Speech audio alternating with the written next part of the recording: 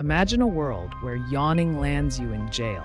In 11th century China, Emperor Renzong of the Song dynasty decided yawning was disrupting his court. Convinced it was a sign of disrespect, he issued a bizarre edict: no yawning during court sessions. Officials had to stifle their yawns, fearing the emperor's ire. This law didn't last long, though, because, let's face it, humans gotta yawn. Eventually, the emperor realized the absurdity and repealed it. But for a brief moment, even the air itself was subject to imperial control. Want more stories like this? Link below.